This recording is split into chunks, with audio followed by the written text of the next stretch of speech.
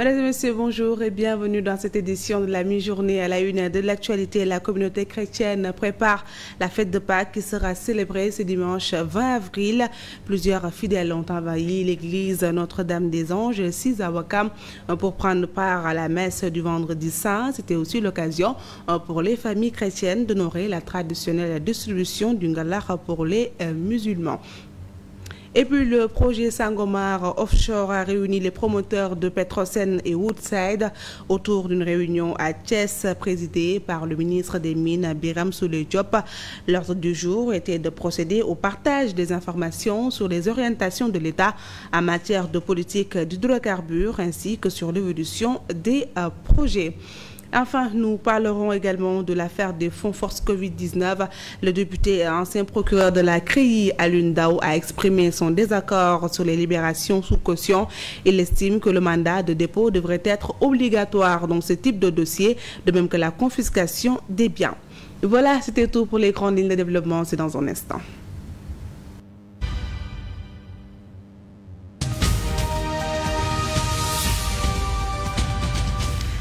Merci de rester fidèle à cette TV. Célébration Pâques 2025, la paroisse Notre-Dame-des-Anges à Ouakam a accueilli des centaines de fidèles pour un chemin de croix vivant à l'occasion du vendredi saint. Entre prières, chants et scènes incarnées de la Passion, la communauté chrétienne a exprimé sa foi avec une profonde ferveur. Mandagay.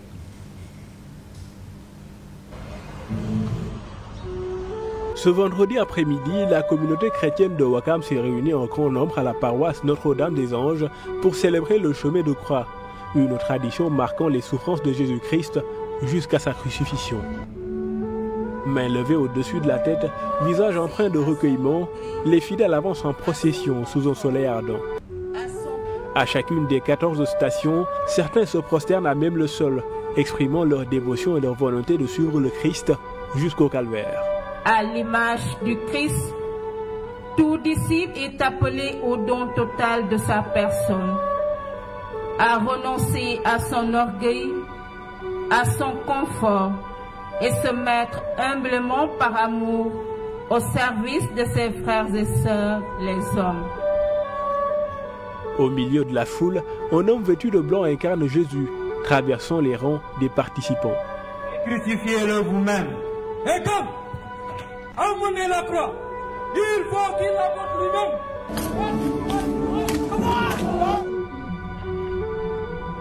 Cette représentation vivante permet aux fidèles de revivre les moments clés de la Passion, du dernier repas avec les disciples jusqu'à la crucifixion. Organisé par la paroisse Notre-Dame-des-Anges, le chemin de croix vivant a débuté à 15 h, suivi de la vénération de la croix et de la communion. Pour les fidèles, cette célébration est un moment de profonde spiritualité, les préparant à accueillir la lumière de Pâques avec foi et espérance. Père, pardonne-leur, car ils ne savent pas ce qu'ils font.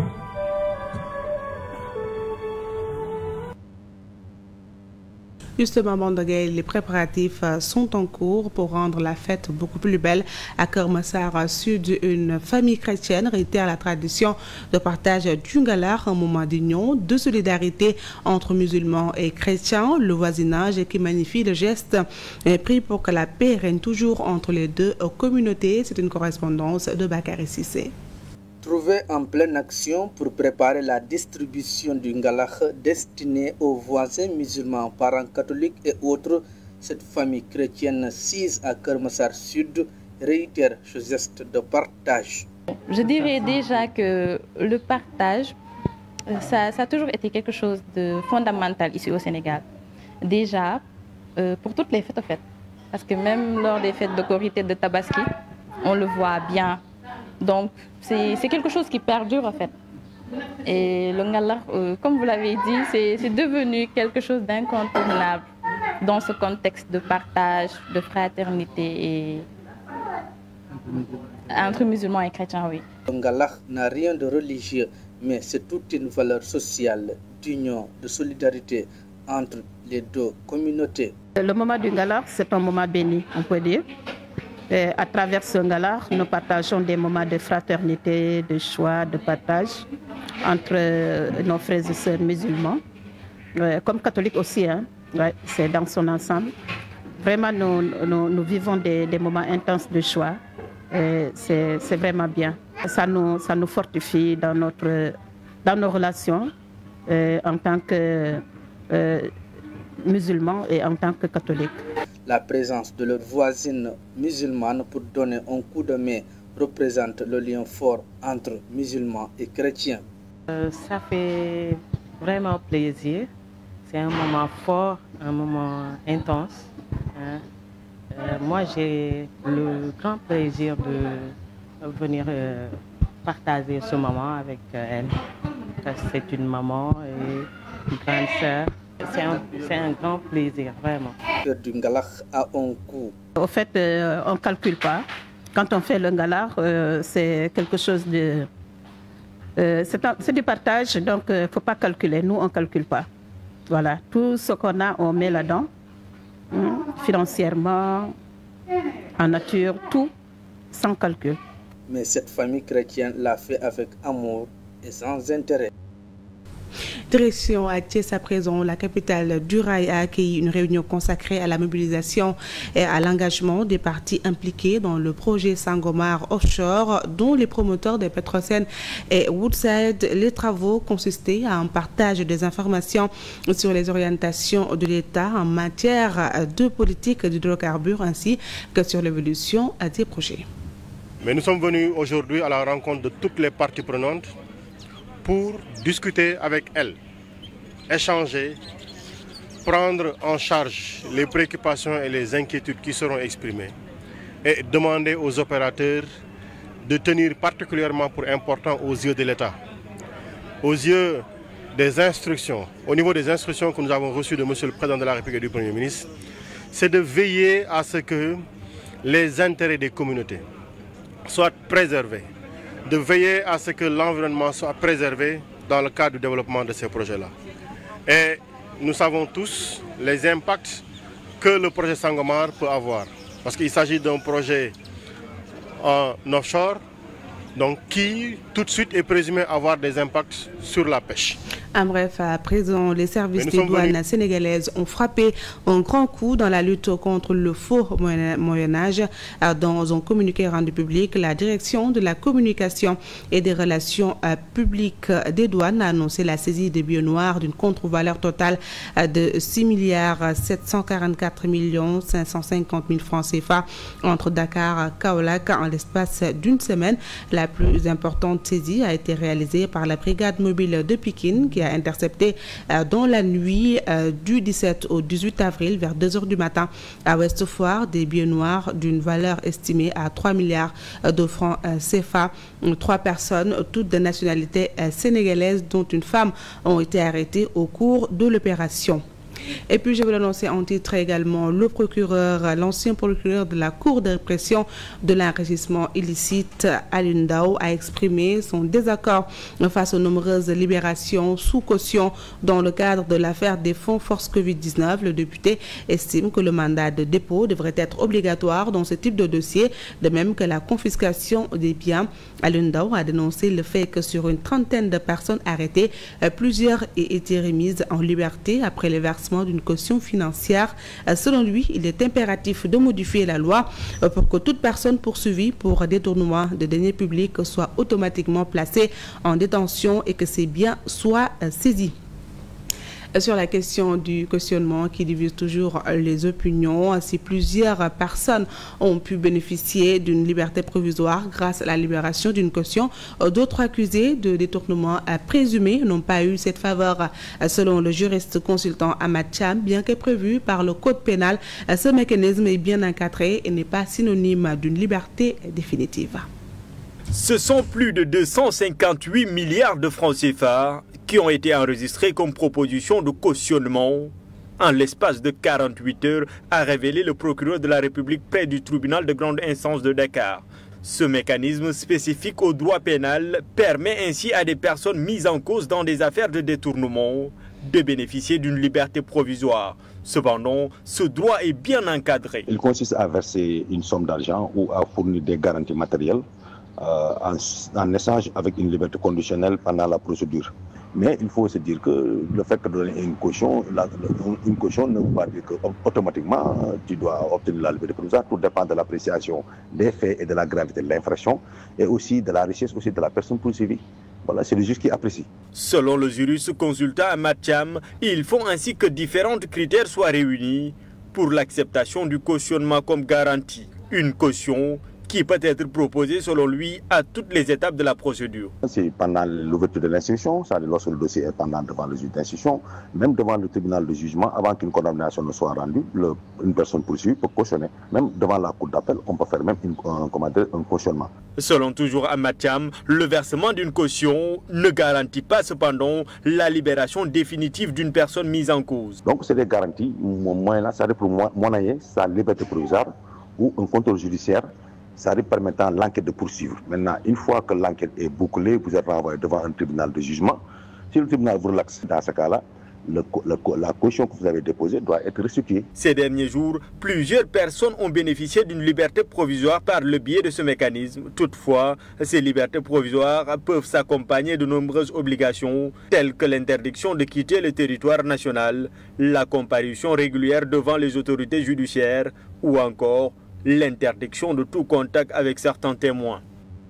Concernant la lutte contre la délinquance économique et financière, le procureur du pôle judiciaire financier estime que cela exige du temps et de la détermination, car les acteurs font parfois appel à des experts dont l'art de dissimuler les avoirs criminels dans d'autres pays. Pour Amath Thiam, la justice sénégalaise peut passer par des commissions rogatoires pour une coopération judiciaire avec d'autres afin de découvrir l'argent caché à l'étranger. Vous savez, naturellement, les États maintenant ont des connexions sur le plan judiciaire pour permettre de travailler en synergie, surtout sur le plan de la criminalité organisée ou de la criminalité transfrontalière, de nouer des conventions d'assistance juridique ou judiciaire. C'est-à-dire ça permet un échange, c'est-à-dire en cas de poursuite sur le plan pénal, eh bien de demander un juge de Dakar peut demander un juge d'un autre pays sur la base d'une commission rogatoire de lui poser des actes de procédure. Tout ça, ça rentre dans cette facilitation, d'où les conventions judiciaires ou d'assistance judiciaire. Voilà, donc même le procureur du pôle judiciaire l'a annoncé hier. Et vous savez, les infractions portant sur les blanchiments de capitaux, c'est des infractions sophistiquées qui transcendent même nos frontières. Voilà, parce qu'il y a l'argent est niché dans des paradis fiscaux ou dans des banques étrangères.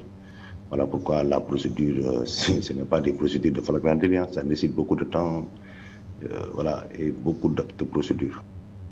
Pendant ce temps, la machine judiciaire s'accélère dans le cadre de l'enquête sur le détournement des fonds Force Covid-19. L'ONG 3D a salué la décision des autorités du pays de faire la lumière sur l'utilisation de ces financements et encourage la justice à infliger les peines requises à toutes les personnes qui seront jugées coupables dans cette affaire. Ces arrestations peuvent cependant impacter sur le déroulement du dialogue national, signale Moundiaye Cissé, qui invite des entités qui sont conviées à ne pas boycotter le dialogue.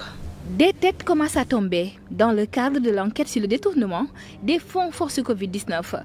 La justice vise plusieurs individus pour prévarication dans la gestion et l'utilisation de ces financements. L'ONG 3D félicite la diligence et la rigueur dont fait montre le parquet dans cette affaire. C'est une vieille revendication de la société civile. Souvenez-vous, en 2021, en 2022, on avait mis en place le mouvement Sunu Milliard de Res.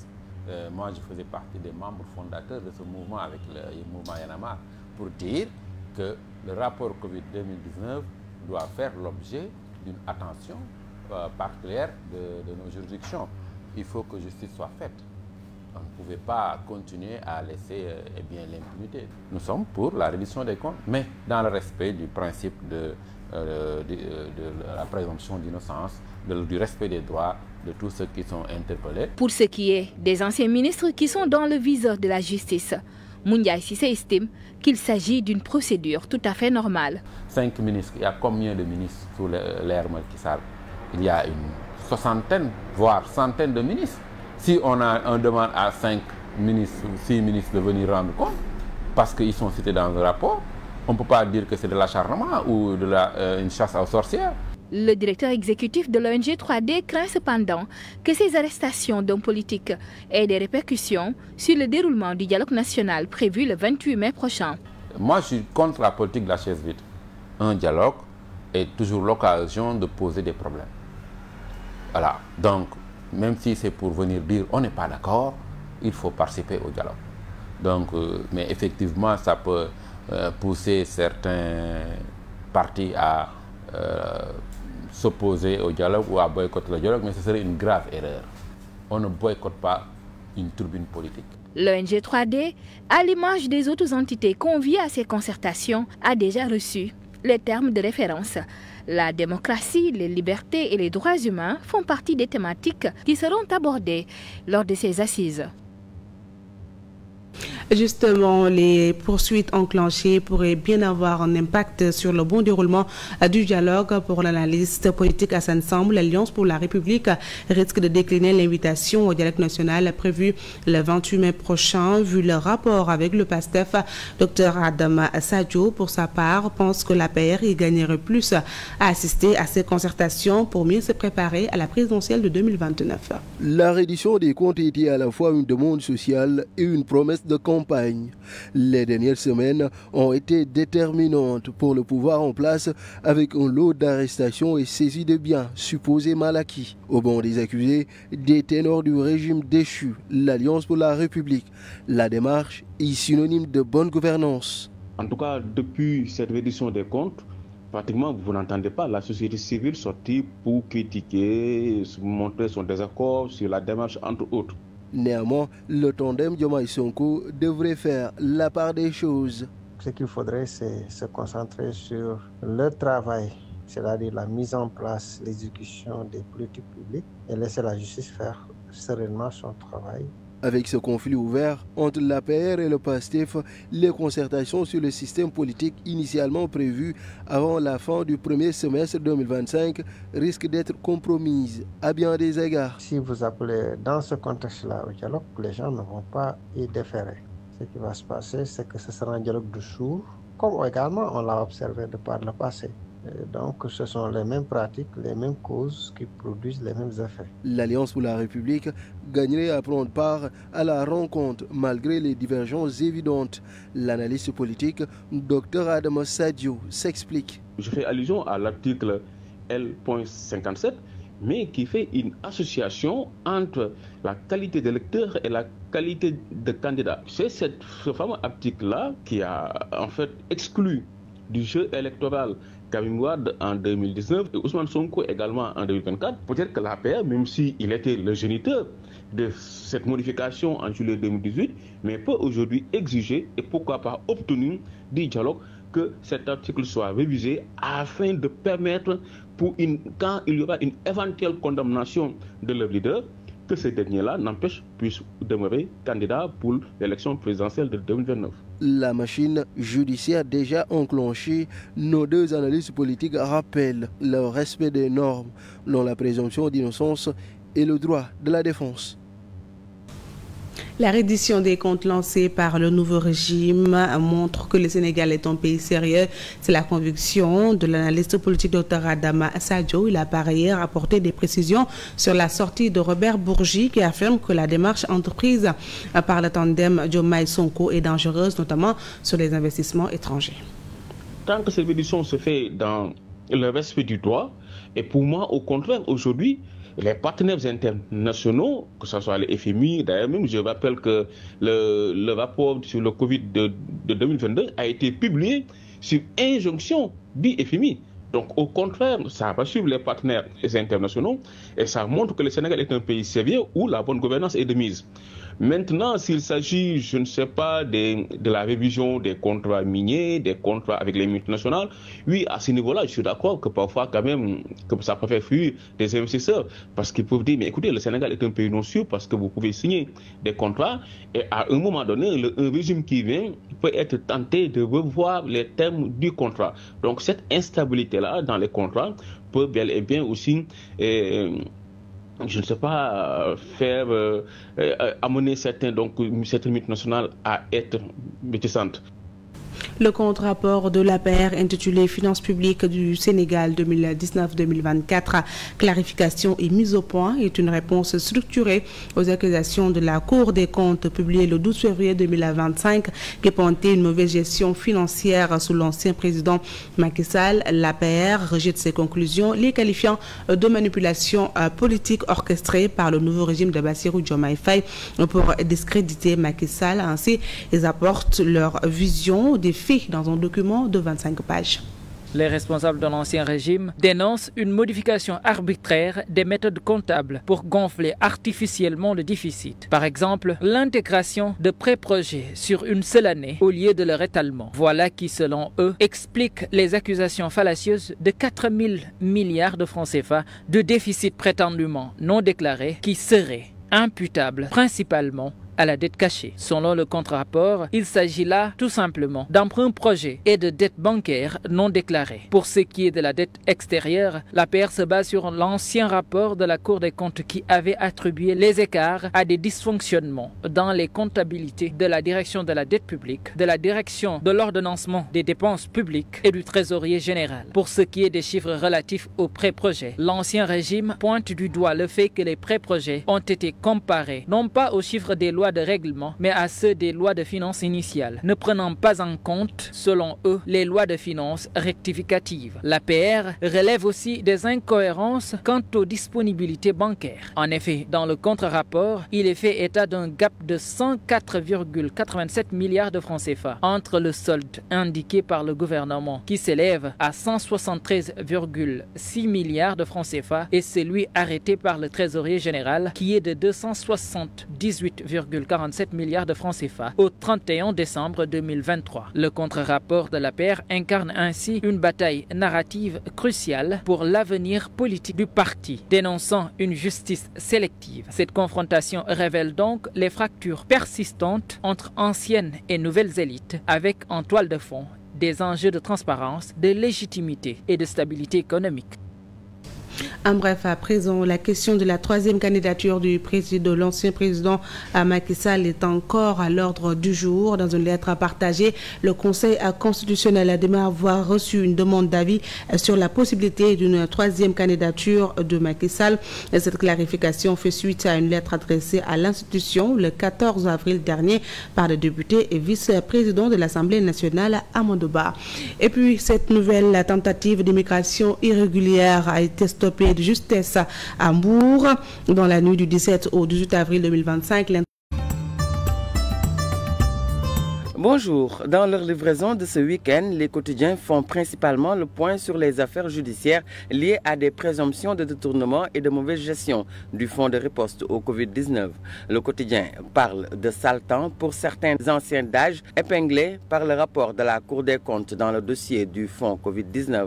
Après avoir fait l'objet d'un retour de parquet hier vendredi, ils vont repasser devant le juge d'instruction mardi pour savoir s'ils vont être inculpés ou pas, écrit le journal. Dans le lot des mises en cause, le quotidien cite aussi le DAGE du ministère du Développement communautaire arrêté pour une surfacturation de plus de 2 milliards de francs CFA dans le cadre de l'exécution d'une commande de riz destinée aux populations touchées par la pandémie de Covid-19. L'AS annonce que l'importateur de riz Moustapha Ndiaye, actuellement en déplacement, est attendu aussi à la division des investigations criminelles. Dans le cadre de la même affaire, il doit répondre sur une supposée surfacturation d'une commande de riz estimée à plus de 2 milliards durant la période de Covid, renseigne la même publication. L'observateur fait remarquer que dans le flou des milliards du Covid-19, le marché à riz a brassé plus que des sacs, des zones d'ombre. Cependant, selon le quotidien du groupe Futur Média, l'audition de Moustapha Ndiaye met à nu une faille juridique qui fait obstacle pour l'instant à sa mise en cause. Enquête pour sa part pointe le silence de l'opposition devant l'ampleur des détournements présumés liés au fonds de gestion de la riposte au Covid-19. Ni indignation, ni prise de position claire, ni volonté d'exiger des comptes. Certains des membres de l'opposition, pourtant au premier loge du système de Macky Sall, restent aphones, déplore le journal. La société civile et les réseaux sociaux sont les seules voix de l'indignation, estime Enquête, à l'exception de l'homme d'affaires et opposant Bougane Gueye Dany du mouvement Gëm Sa Bopp. En effet, comme le souligne Vox Populi, Bougane Gueye a rappelé ses alertes faites à Macky Sall en 2022 sur le Corona Business. De grâce, Monsieur le Président, arrêtez cette industrie de la corruption entretenue avec la complicité de certains agents de l'administration, écrivait-il à l'époque. Vox Populi contextualise les choses en rappelant que le président du mouvement Gëm Sa Bopp republie hier une déclaration datant de 2022 dans laquelle il avertissait Macky Sall, chef de l'État à l'époque, sur l'utilisation douteuse du fameux fonds que force Covid-19, rapporte Vox Populi. Walf Quotidien, pour sa part, analyse la situation politico-sociale du pays. Le journal considère que le pouvoir en place fait face à un front social en ébullition. Malgré leur volonté, écrit-il, les autorités étatiques sont confrontées à plusieurs difficultés, notamment la menace contre le pacte de stabilité sociale, de la grogne des syndicalistes aux conditions de vie difficiles, en passant par les licenciements en continu dans les directions. Le duo Diomaye-Sonko fait face à plusieurs fronts, ajoute Walf Quotidien. Le Soleil évoque les perspectives du dialogue politique initié par le chef de l'État Bassirou Diomaye Faye. Le journal interroge à propos le président du think tank Afrikajom Center, Alioune Tine, selon qui cette initiative peut devenir un levier puissant de refondation démocratique à condition d'être inclusive, sincère et bien encadrée. Alioune Tine assène le même message à la une de Vox Populi. Il est absolument nécessaire que Diomaye et Sonko parlent à Macky Sall à la veille du dialogue, plaît-il. Un autre sujet qui fait la une du quotidien, il s'agit de la possibilité du troisième candidature de Macky Sall. Un sujet qui refait surface même après son départ à la tête du pays. À la une du quotidien La Tribune, on peut lire que le Conseil constitutionnel dément avoir reçu une demande d'avis sur le troisième mandat de Macky Sall. La Tribune fait savoir que cette clarification fait suite à une lettre adressée à l'institution le 14 avril dernier par le député Amadou Ba de Pastef. En tout cas, le Conseil constitutionnel clôt le débat sur le sujet, écrit Sud Quotidien, qui rapporte la réponse des 7 sages qui affirment que les recherches effectuées au greffe dans les archives du Conseil constitutionnel ne révèlent pas l'existence d'une telle demande, signe la vice-présidente du Conseil constitutionnel, ce qui fait dire au quotidien Les Échos que les 7 sages nient l'existence d'une demande d'avis sur Macky Sall. Un gros mensonge éventré, commente le journal. C'est tout pour ce revue de presse du jour. Très bonne lecture. Merci Nefatou Wade, c'est la fin de cette édition. Merci de l'avoir suivi à 14h. Vous aurez la version Wolof de ce journal. Bonne suite de programme sur la 7 TV.